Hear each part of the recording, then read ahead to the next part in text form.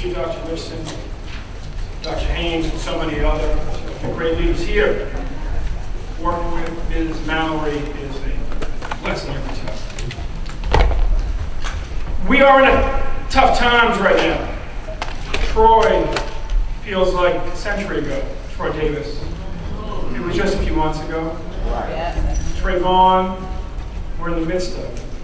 Tulsa will both be in on Sunday. These are tough times. I think this conversation is powerful and helpful, breaking down lines and folks listening to each other is important. I think as George pointed out, it's worth remarking that most of the black folks on the stage work for black media. And we aren't even as integrated there as we would like to. It's important in this moment for us to understand the nature of the demon, if you will, that we're fighting. See, in segregation, there was a demon we were fighting. There were a lot of laws we were fighting, but there was a psychology behind it. And historians pretty much agree that both segregation in our country and apartheid in South Africa, the psychological demon that was pushing them was this notion that white women had to be protected from black men. Yeah, go ahead. Defending white femininity. That's why lynching was sort of the typical punishment, if you will, of the time. And what spurred lynching, and that moment that kids like me were raised with our parents talking about, the way that these babies today will raise their kids talking about Trayvon, was Emmett Till, who was 14 years old, and lynched for whistling at a white woman. Well, in that period between the end of the Civil War and the end of the modern civil rights movement, as we call it, which has never really ended, but we call it that. It's bookends of 100 years or so. In the Civil War, Dr. King's death. That's what typified the crisis. That was the psychology behind the crisis. Now, our struggle has continued over the last 40 years, 1868, say to 2008, and beyond. The struggle has continued, but the psychology has changed. And the demon that we're dealing with has changed. The fear, if you will, that drives James Crow Esquire, which is different than old Jim Crow, but just as problematic, which is typified by the over-incarceration of black men. You see, between the end of the Civil Rights Movement and the end of the Civil War, so between the end of the Civil War and the end of the Civil Rights Movement, black men were incarcerated at twice the rate of their white peers. Today, we're incarcerated 5 times the rate of our white peers. And truth be told, our white peers are over-incarcerated too. Because a white man in America today is as likely to be incarcerated as a black man in South Africa at the height of apartheid, and they within the world to be incarcerated.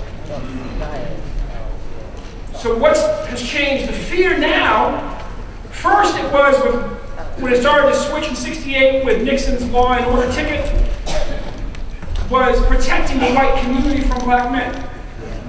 Black men view less as rapists, more as criminal, and therefore more infractions and therefore more incarceration. With the drug wars of the 80s, it became protecting the country from black men. Protecting the country, even our own communities from black men. That's why when you stand in Sanford and people in the church, the loudest responses seem to come from nowhere. The biggest spontaneous applause is when a lady stood up and said, let's be clear, we're not just talking about the white officers. We're talking about how the black officers treat us too. And when we listened to the men testifying about racial profiling, one of them said 3 cops stopped me at once. A white cop, a Latino cop, a black cop, they triangulated me. And then the black cop said to me, don't worry, don't feel bad. When I'm out of uniform, this is how I get treated too. So let us understand that the young people are right when they say that the media has a role to play in shifting how our country thinks. That's right. We have got to understand that while, yes, media needs freedom. I'm a journalist myself. I believe in freedom. I was raised in that sort of libertarian tradition of advertising. There are limits. And as we said, there was a limit with Birth of a Nation because it portrayed black men as rapists and it fueled the scourge of lynching. Also, we must say there must be limits in the constant portrayal, whether it's on the news or in entertainment media, of black men as criminals. And it's fueling over-incarceration. Thank you and God bless.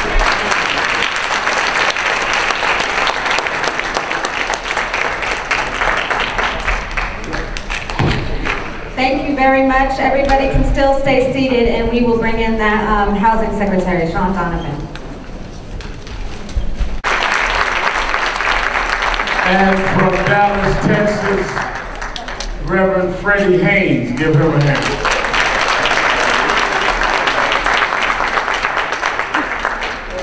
There has been significant developments in our concern about housing, about the mortgage meltdown, about affordable housing, and we are honored every year that he has been secretary. He has been here to address our national convention in New York. First year we were in Washington. He used to like coming to convention in New York because it gave him an excuse to visit home, because he's a homeboy from Brooklyn. And I'm honored to bring the Secretary of the Housing Urban Development of the United States, the Honorable Sean Donovan.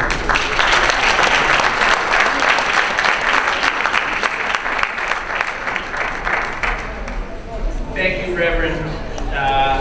And I do love coming to visit you in New York. I'll be looking forward to that invitation soon, but I will visit you anyway. Wherever you want to go, wherever you want to have the convention, I will be there. Because, and I don't need to tell you this, but I will, Reverend Sharpton, over 4 decades, has brought a powerful moral voice on behalf of the most vulnerable Americans. And that has always been important. Always been important. But it has never been more important than in the wake of the most devastating economic crisis any of us has seen in our lifetimes. And so let us thank him for that voice, that moral voice.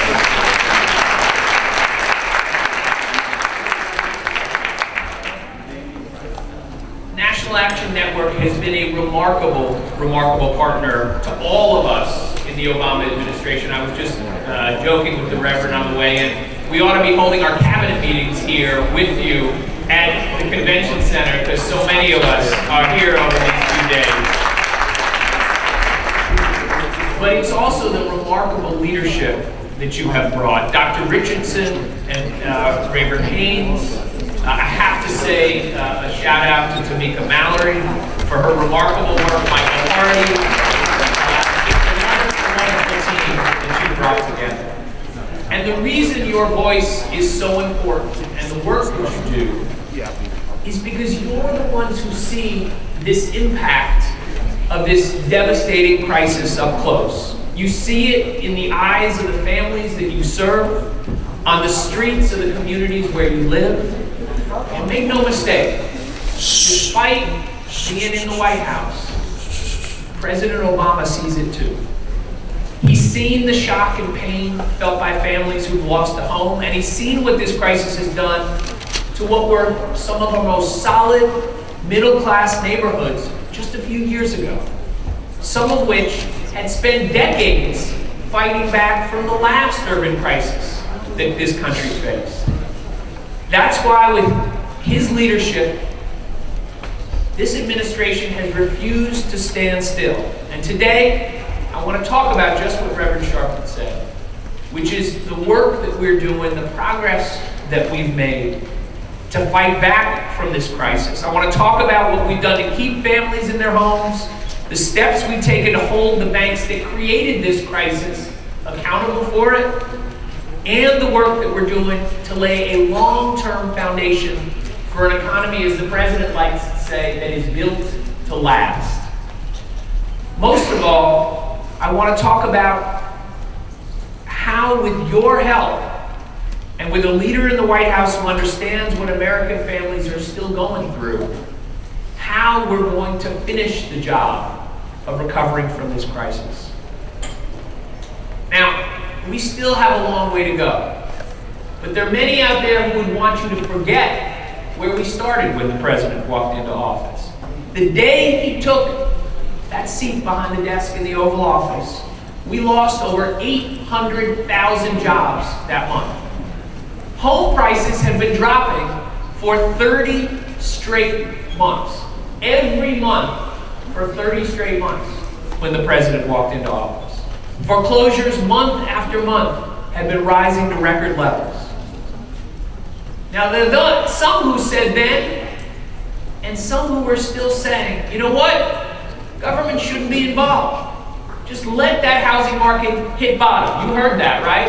Let the housing market hit bottom. Not me, not President Obama. We are not going to stand by while millions of families lose not just their home, but that tenuous grasp they had on the American dream.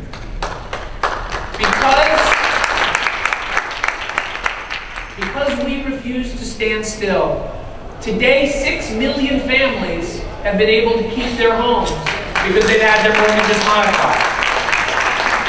We've cut the number of families falling into foreclosure by more than half since that day the president took office. And most important of all, we're at 4 million new jobs over the last 2 years and counting. Now that is real progress. But the president knows that this work isn't done until every community, every family has a chance to be a part of that progress. And that's why the work that we do at HUD, with you in your communities, to help reach families with our HUD-approved counselors is so important. 8 million families since the president took office have benefited from the work that we do with so many of you to help get counseling to the families that need it most. Now remember, a family that's on the verge of losing their home, and you know this from talking to them, they're embarrassed.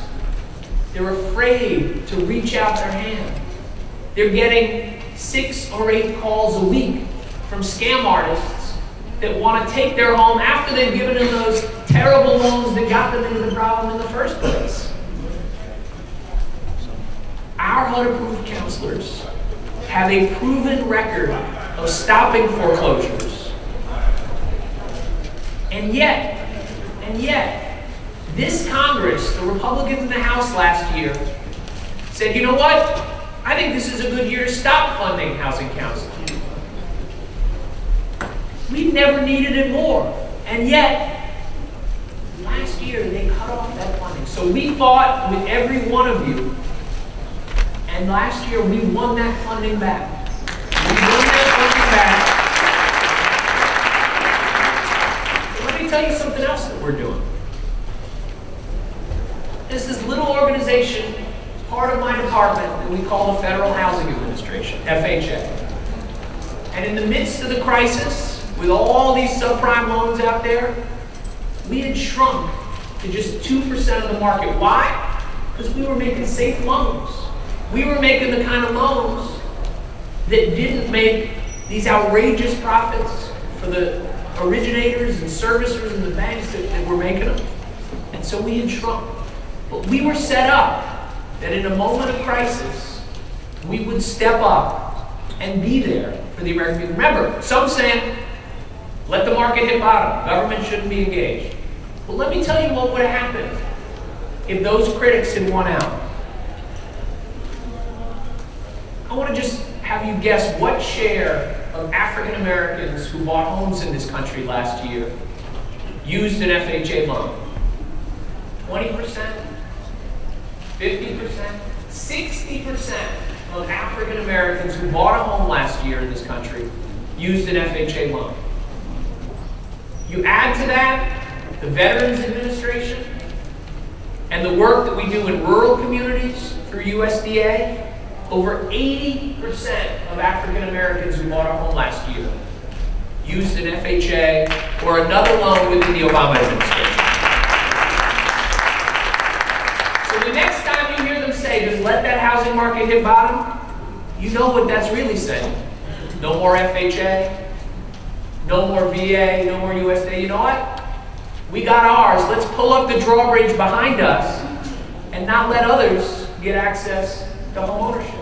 And in fact, let's blame the crisis that happened on those who were the victims of it. We can't let that stand. And so I will tell you, FHA is going to continue to be that rock of the American dream that that bridge to homeownership that it was set up to be and that President Obama believes it needs to be. Now, with all of this work that we did right from the beginning, we also knew that every day, every week, every month, there was more that we had to do. And so last month, the president stood up and he said, you know what? So many African Americans are in FHA loans, but if they're underwater, they may be paying 7%, 8%. Well, we've got the lowest interest rates in 50 years. So we got to open up the path to refinancing for those homeowners. We cut our fees by $1,000 a year for refinancing. Think about that. An average home, that's $3,000 a year. When you put the fees and the interest rate savings together, you hear them talk about tax cuts all the time. This is like a major tax cut for the families that need it most. Every year they're paying their mortgage. But it's not just FHA. Fannie Mae, Freddie Mac, we made changes there. We have over 400,000 applications for refinancing just in the last few weeks, thanks to the changes that the president made. And that's real money. $3,000 a year. That can be the difference between sending your child to college and a dream deferred. But you know something else too. That foreclosures, high mortgage payments don't just tear families apart. They can overrun entire communities. But there's good news there too. Through HUD, this president has invested $7 billion in rebuilding the hardest hit places through our neighborhood stabilization efforts. And where we're putting that money, vacancy rates are down in 75% of those communities. Housing prices have started to rise in 2/3 of those communities relative to the neighborhoods that haven't gotten that money. And guess what else?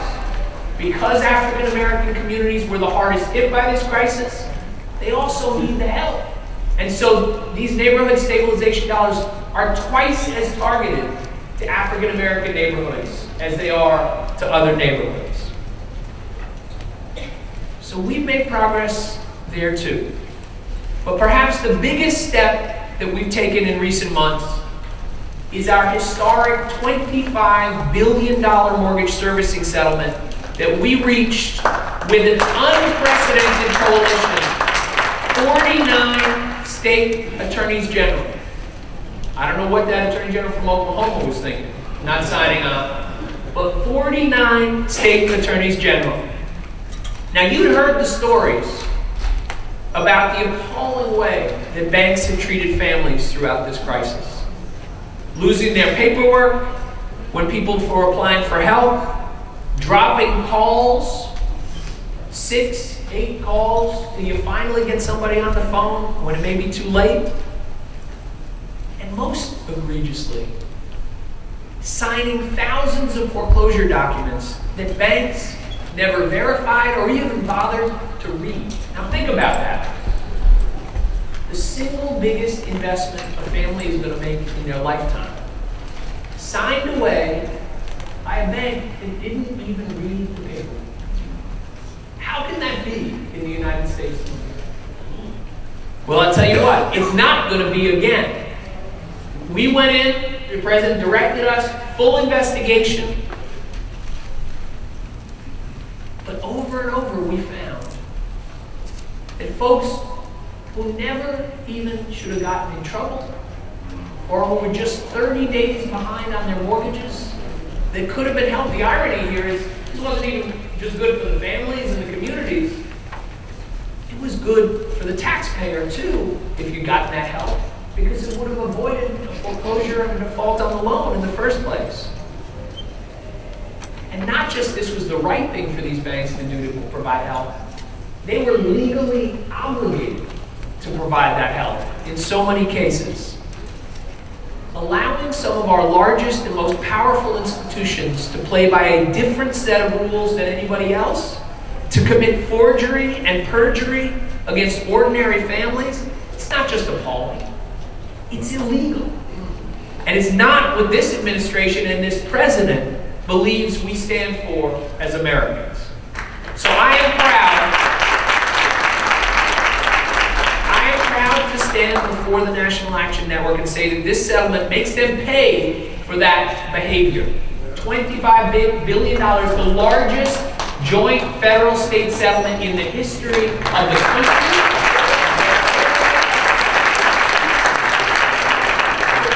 But we didn't just say cut a check. We said help the homeowners that you harmed. Keep them in their homes. Provide tens of billions of dollars in direct relief to families. It forces them to begin writing down the balances of these exploding, unaffordable loans. It forces them to refinance loans for homeowners that are underwater. It forces them to pay billions of dollars to states and consumers to provide housing counseling and other kinds of services. And the best news? Last week, a federal district court judge right here in Washington, D.C. signed off on this settlement. And what does that mean? It means that as we are speaking here today, $5 billion in checks are being cut to state attorneys general and to the federal government, and relief is beginning to flow to over 1 million homeowners who have waited far too long for that help.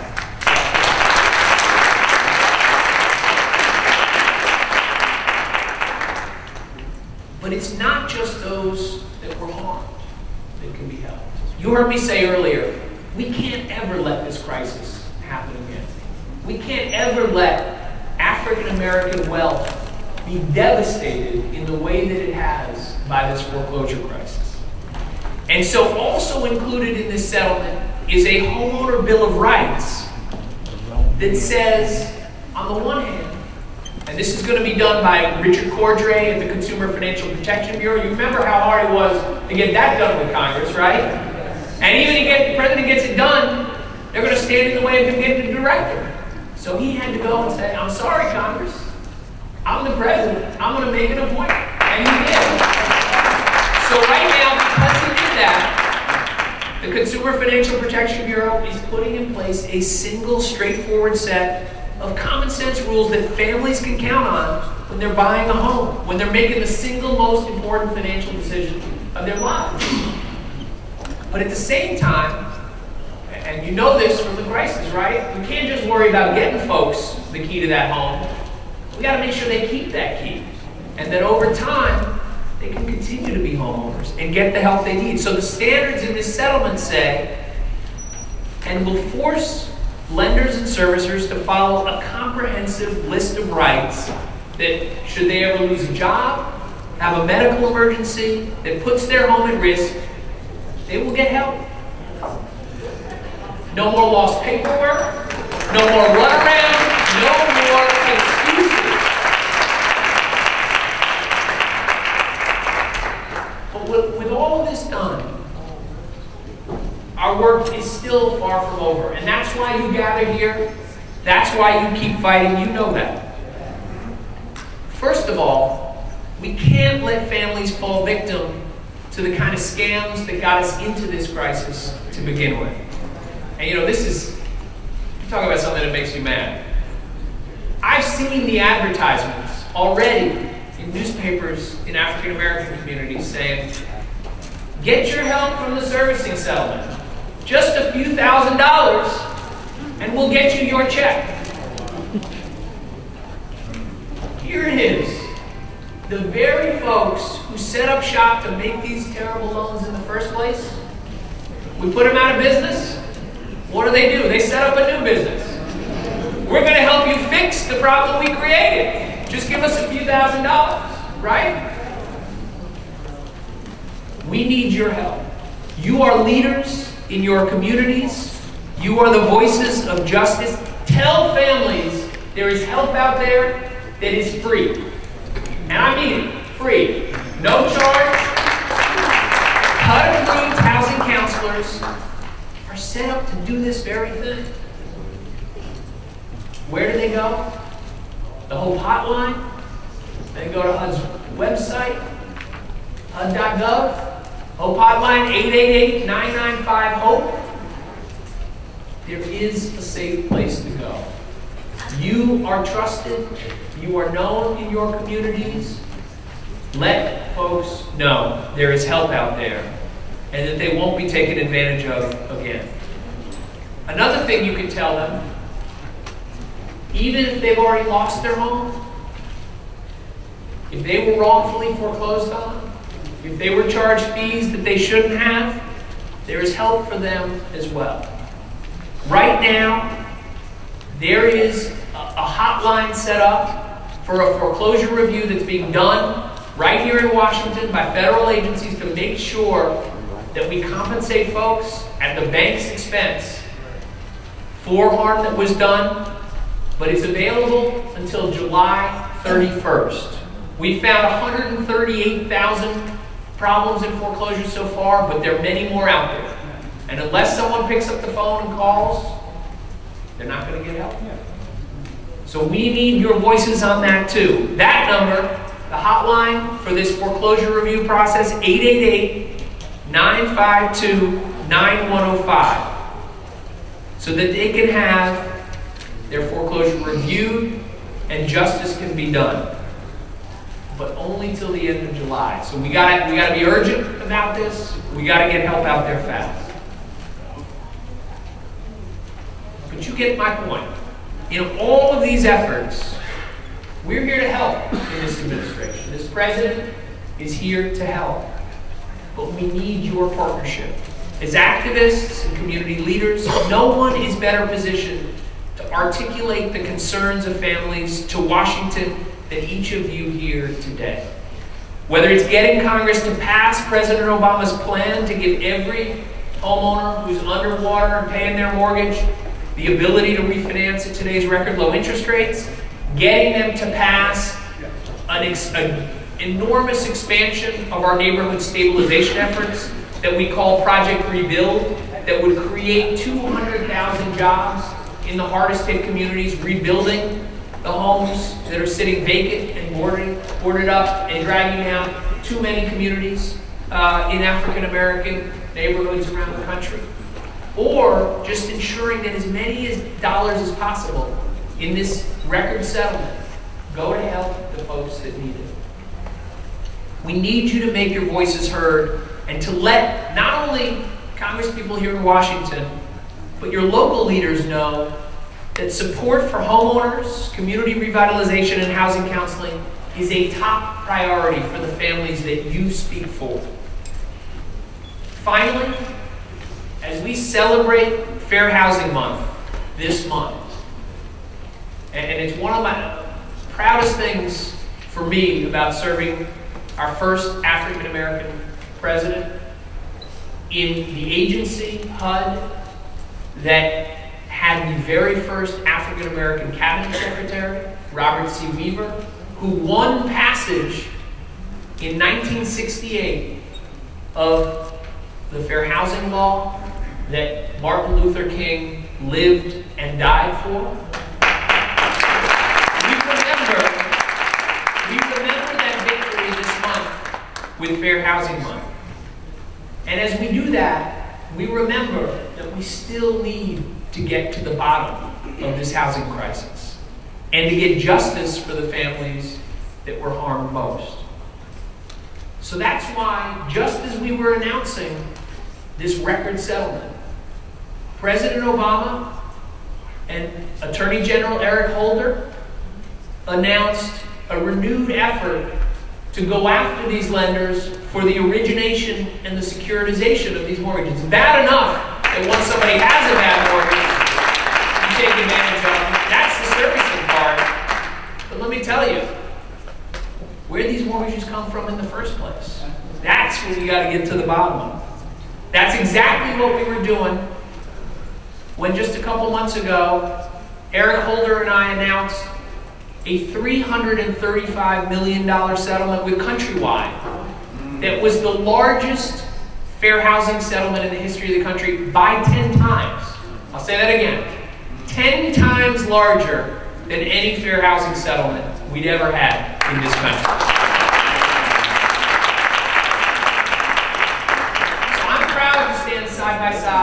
with my partner Eric Holder, with his leadership, with the President's commitment, we will get to the bottom of this crisis and hold those who created it accountable once and for all.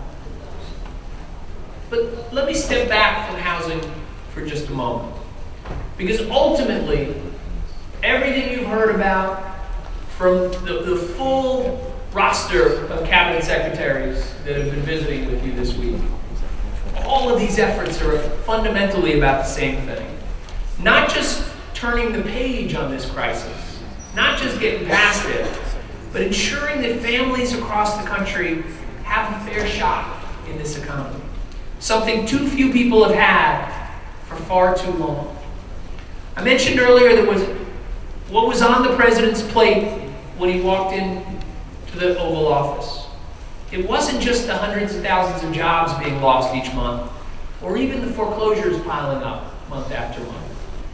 In many ways, those were just the consequences of a decade of deepening wage inequality, of 25 years of America's middle class being hollowed out, one community at a time, and taking good-paying jobs with them to places overseas or nowhere at all, because they were just disappearing. Of people saying that no matter how many folks were being taken advantage of, government had no positive role to play in righting these wrongs. I am proud to work for a president who believed this crisis was an opportunity, not just to rebuild, but to set things right. And he did it right from the beginning.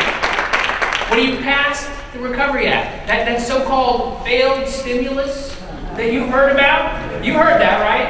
Yeah.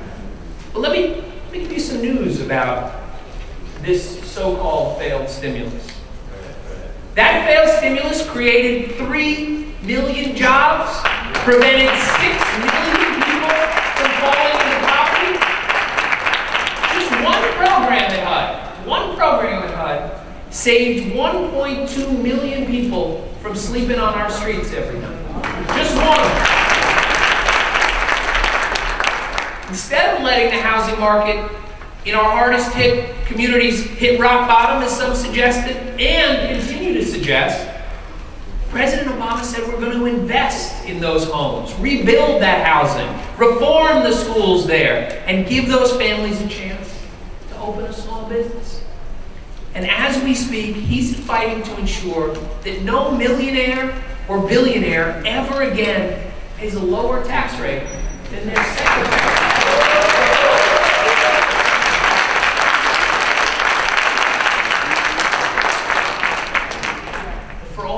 Progress that I've talked about, that we've seen under President Obama's watch, keeping families in their homes, rebuilding communities, creating jobs. Let's be honest here today. He's gotten credit for virtually none. Right? The media doesn't talk about it. Well, maybe one member of the media. Right?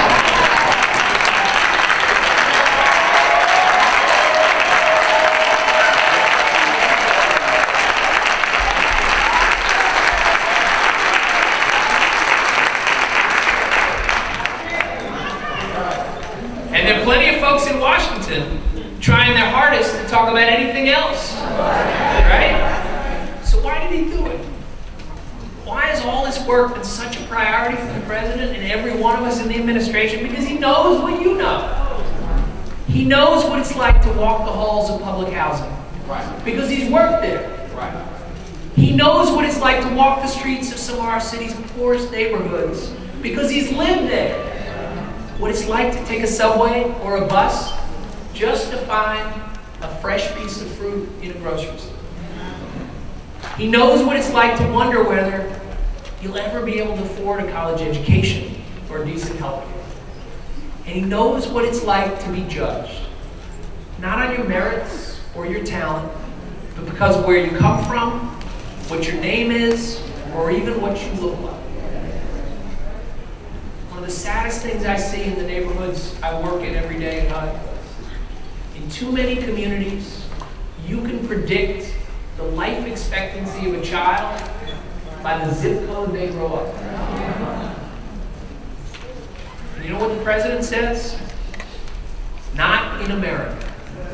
Not while I'm President of the United States, not while I have the power to change that future. And I've seen that commitment up close and personal. I've seen him fight for HUD's budget because he believes in an America where we don't leave families earning $10,000 a year to fend for themselves. I've seen him provide troubled cities like Detroit, Memphis, and New Orleans with the support they finally need to rebuild. Because he knows we can't rebuild America until we rebuild the communities that built America and its great black middle class. And I've seen him forge an economic policy that creates real pathways to opportunity, to working, to getting an education, because he understands that we can't end the cycle of poverty if we don't start creating opportunity. Now listen, you know, and I know, that all of these problems won't be solved in a year, in 4 years, or even 8 years. Even when we've got the National Action Network, we got Mark Morial at the National Urban League doing remarkable work and partnership with all of you, with all of us. And Mark, welcome.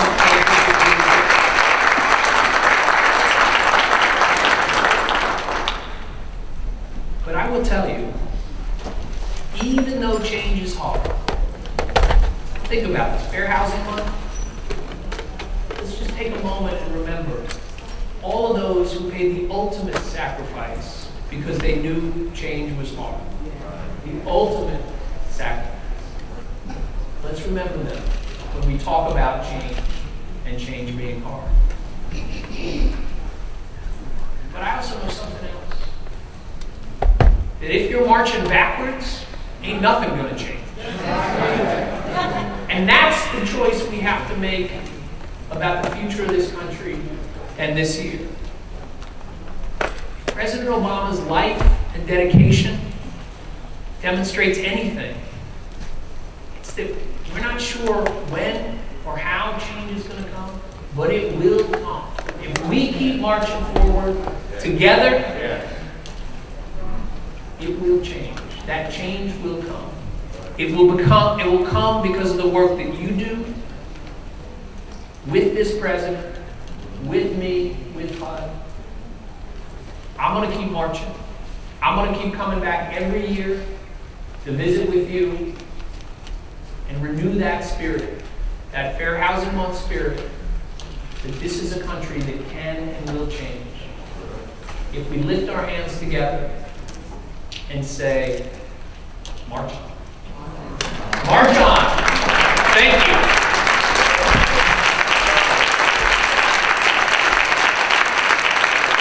Secretary Sean Donovan. Secretary Donovan has to leave.